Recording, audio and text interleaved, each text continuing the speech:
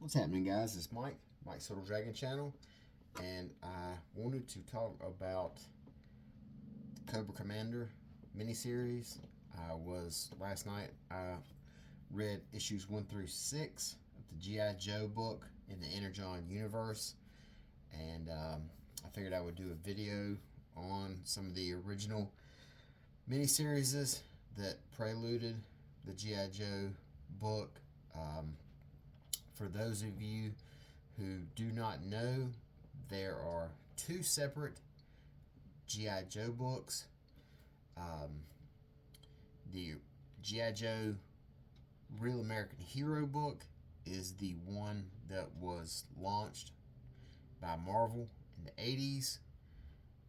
Larry Hama is the one who's been exclusively writing it for 40 years or whatever, ever how long it is at this point. And that is called Real American Hero. That is also being published by Skybound. However, the difference is it is not in the Energon universe. The Energon universe is the new universe that was launched by Skybound, put out by Image. So, long story short, there's two G.I. Joe books put out by Image. One of them has over 40 years of continuity in it, and the other one is simply known as Energon Universe, and that is a whole different take on the concept of G.I. Joe, Cobra, Transformers, etc. When they launched the Energon Universe, they did a series of mini-series, each 5 issues apiece. One of Cobra Commander, one of Scarlet, one of Duke, one of Destro, and then after they did those miniseries, then they launched the ongoing current G.I. Joe book. Now, this is by Josh Williamson. He is also the writer of the ongoing G.I. Joe book, so I thought it would be best if I started with this one. Cobra Commander, Volume 1, Determined to Rule the World. And this is 5 issues. And as we see here, and the reason they launched all of these miniseries was to kind of give a brief look at what the Energon universe version of G.I. Joe is going to be like. This version of G.I. Joe and Cobra, there's no Storm Shadow on the team. There's no Snake Eyes on the team. It's kind of like a mashup between everything you know about G.I. Joe and Cobra, but in like a very different order as far as chronologically. It's different as far as all the different events that happen. So we open up here in this scene. One of the things I like most about this is Cobra Commander. This outfit he wears, it is very reminiscent of his appearance. Cobra Commander actually appeared on the original Transformers series, and they did a episode where the Transformers, a handful of them, were sent into the future. And there they ran into a character whose name is Old Snake. And it is clearly Cobra Commander. And he wears a costume very similar to this right here. He's in that Transformers episode, he's called Old Snake, and he is essentially Cobra Commander in everything except for name. So him wearing this outfit here is kind of like a wink and a nod to that. We see him take this guy's truck and leave him a hot mess on the ice. Blood forms into the Cobra logo. And now what we see is one of the more different aspects of the G.I. Joe and Cobra universe, the G.I. Joe and Cobra Energon universe. This issue starts off in Cobra Law, which, if you are a longtime fan of G.I. Joe and Cobra, a lot of people do not like the concept of Cobra Law. They do not like the idea of a long hidden society of snake people. Um, but this one here, they kind of don't give you a option. This version of Cobra Commander comes directly from Cobra Law, as opposed to the Real American Hero version of Cobra Commander, who's essentially just some guy who formed a cult that took off to gain obscene amount of power and become a terrorist organization. I mean, in the G.I. Joe Real American Hero lore, Cobra Commander was a used car salesman, and he ends up becoming the leader of a world-class terrorist organization, as opposed to here, he's in some secret society of snake people, and it's not really shown. Not really that it wasn't shown, but you don't really know if this is in outer space. Is it at the center of the earth? Is it in the mountains? So it's just a secret society that he comes from.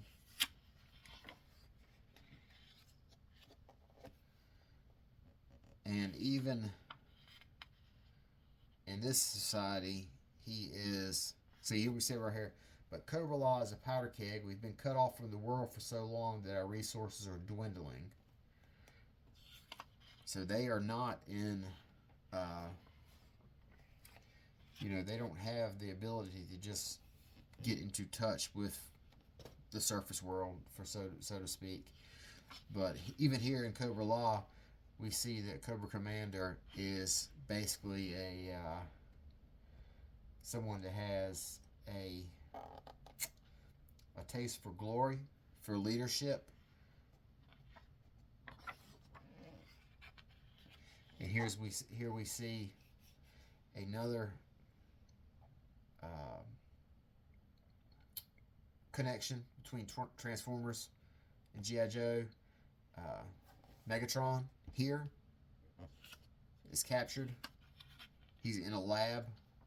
Cobra Commander here has his, I don't know if you would say body or whatever. I guess you would say body, but it's not like it's a fully formed Megatron. So he has found Megatron, and he has been able to access his memories. And he says here, the data within you paints a fractured story of the galaxies beyond ours. Cobra Law is advanced for a civilization on Earth, but it pales in comparison to what waits in space.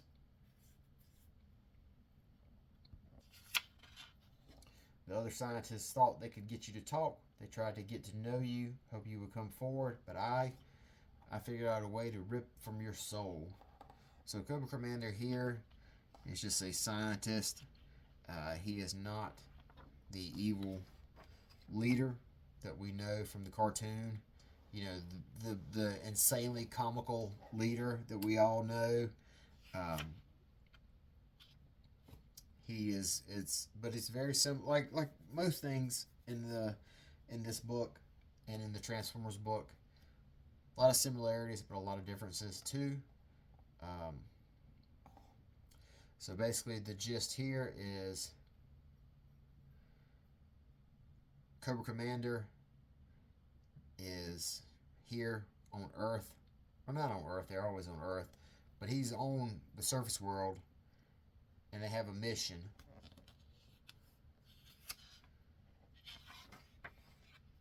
And then we run into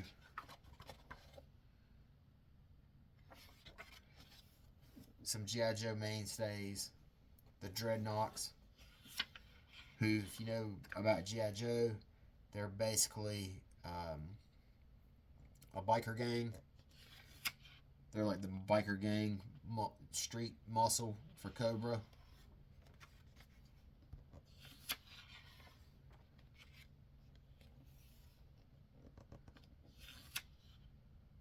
They're searching for Cobra Commander and his sidekick here. Not really his sidekick, but his escort, so to speak. They're on a mission searching for Energon, which is the power source that powers the Transformers, and it's also their blood, and it's also their food. And Energon is like the most incredibly powerful fuel source. So that is what they're searching for, and it has led them to this swamp.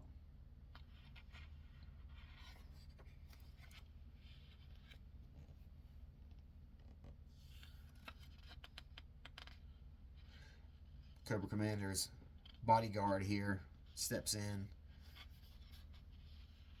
takes out this security guard or whoever it is here in the swamp. Basically headbutts him so hard his head explodes.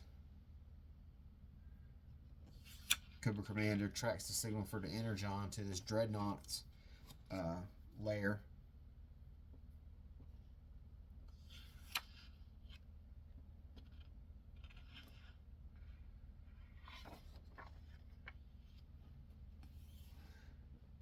So they have a big altercation.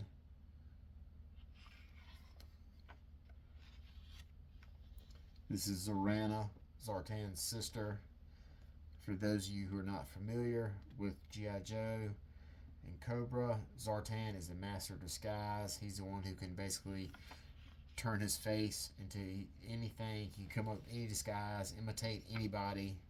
And he's the leader of the Dreadnoughts.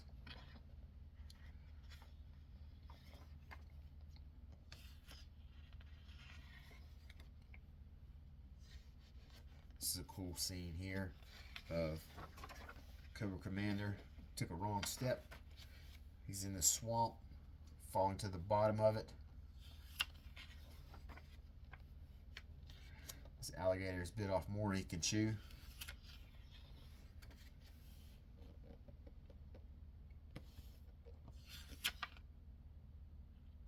And we see that the Dreadnoughts have the Energon Cube. This is the brother of Zorana and Zartan, Xandar.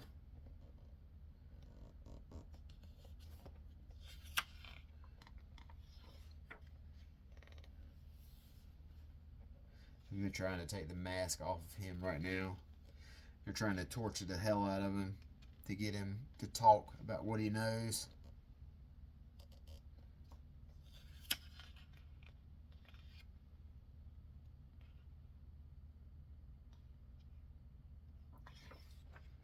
Now this scene here, these scenes with Ripper, Zorana, and the other Dreadnoughts, these are really cool because you get to see Cobra Commander play his mind games. He is basically working all these guys. He's chained up to this chair, so he doesn't have any of his weapons or his hands or his fists available to him. So basically he just uses his intelligence and he talks to all these people and turns them against each other. So this guy, Ripper, he's the one who has the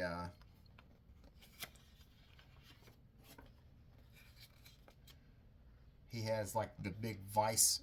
Each of the Dreadnoughts have like some sort of you know, insane weapon. Torch has a blowtorch. Ripper has like this type of I don't know, like a Jaws of Life type deal. Buzzer uses a chainsaw.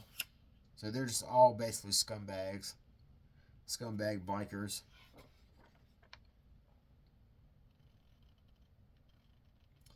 And you see one of the things about Buzzer is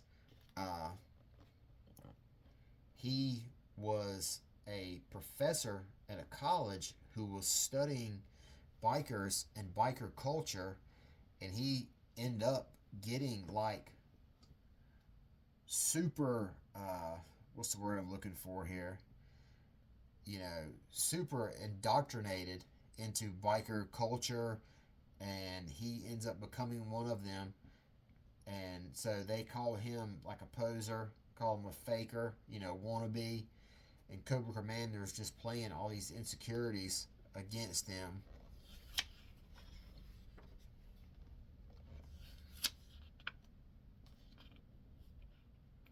See, he's got everybody right here fighting. What did you just do? What do you think I just did? Now this is the bodyguard, and we see that he's not really a human bodyguard. He comes from Cobra Law. I can't remember what this guy's name was. He came in a 3-pack with Globulus and somebody else. And the fact that there's a smiley face drawn on Cobra Commander's mask out of blood is just, it's a super cool visual.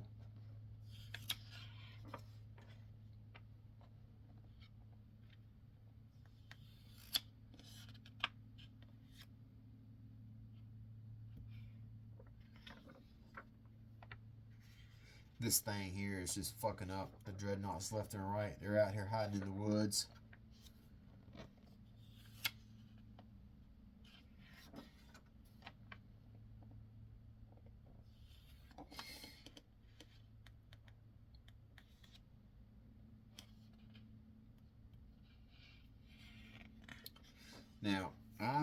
Now, here's another interesting thing. These really look like the Insecticons, who are basically bug Decepticons. They really look like them, so I wonder if they'll somehow turn into them, if that's where we'll get the Insecticons from. But before, these were just some of Cobra Commander's gimmicks. They're like little bugs he would throw on you, little small robots that would throw on you and eat your face or whatever.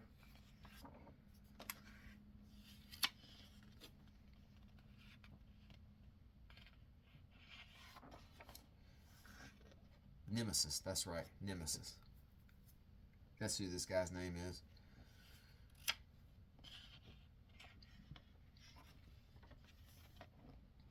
So basically now we see that the jig is up.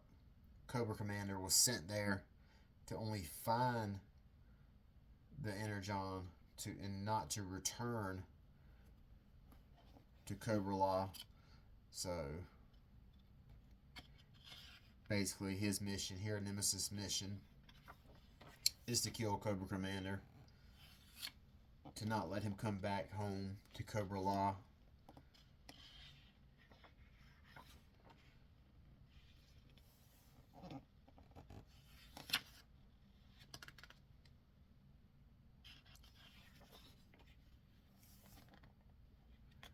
This is just like a huge blast that he lets rip.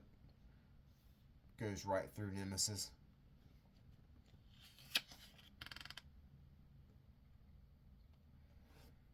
He sees Cobra Commander with his mask shattered. Damn, your face looks like a bowl of puke, brother.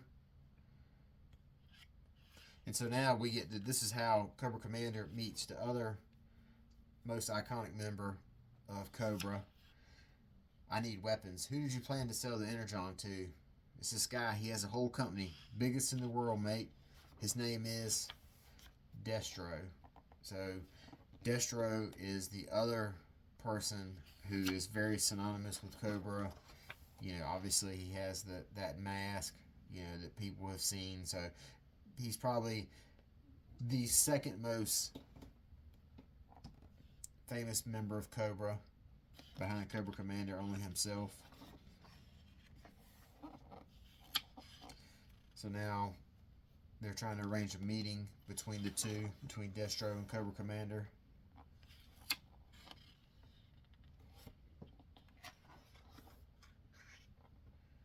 And here he is again in his old snake costume. Which, that episode of Transformers where he's old Snake is hilarious. If you ever get a chance to find it, I'm sure it's on YouTube or something. The gist of it is the Transformers get turned into people. And so now they have to, like, navigate Earth, a future Earth, as people with human frailties and not being able to turn into cars or whatever.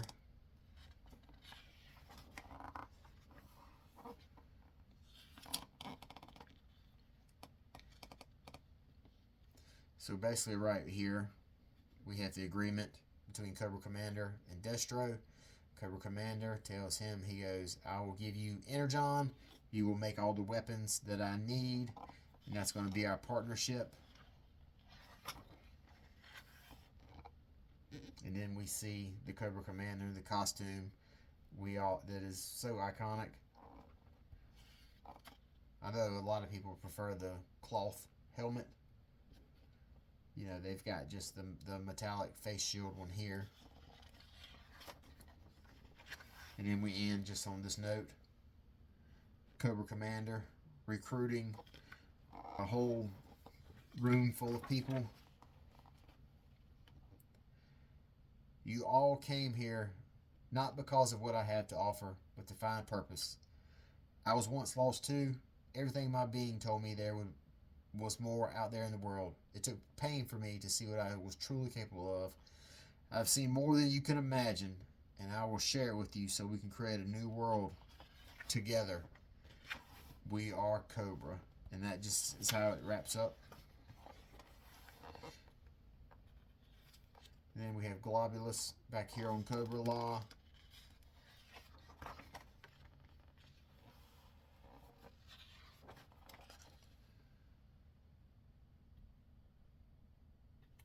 And we see that they have a picture of Cybertron.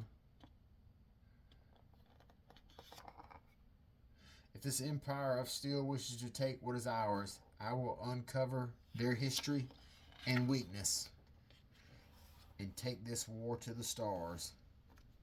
So basically now Cobra Law is looking to wage war against Cybertron. But a lot of that takes place here in Void Rivals. Void Rivals is the book that launched Transformers, that had the first appearance of Jetfire. And Robert Kirkman was very, as much as you can now in 2025 or 2024 or whatever it was able to keep it under wraps that Transformers was coming back in the pages of this book here. You know, he tried his best. You know, it's as much as you could do nowadays. But it all started here and then carried on to here in Transformers. And then in the book right here, Duke is the first member of G.I. Joe, or what will become G.I. Joe, that comes into contact with the Transformers. Has a horrible run-in, which leads him on his path to joining a team to fight against the Transformers. But all these trade paperbacks, the collected miniseries, is really good primers to learn a lot about how things got started here in the Energon universe, forming G.I. Joe, forming Cobra. So I really recommend them. They're not terribly expensive. You know, $14.99, 5 issues. So next time you're in your local shop, they're easily available as too. Skybound keeps most of their trade paperbacks in publication, in print in some form of another. So next time you're in your comic book shop and you're really interested in learning about Transformers or G.I. Joe, check out these trade paperbacks here, and they can get you up to speed before you jump onto the ongoing book. So until next time, I will talk to you guys later. Have a good night. Bye-bye.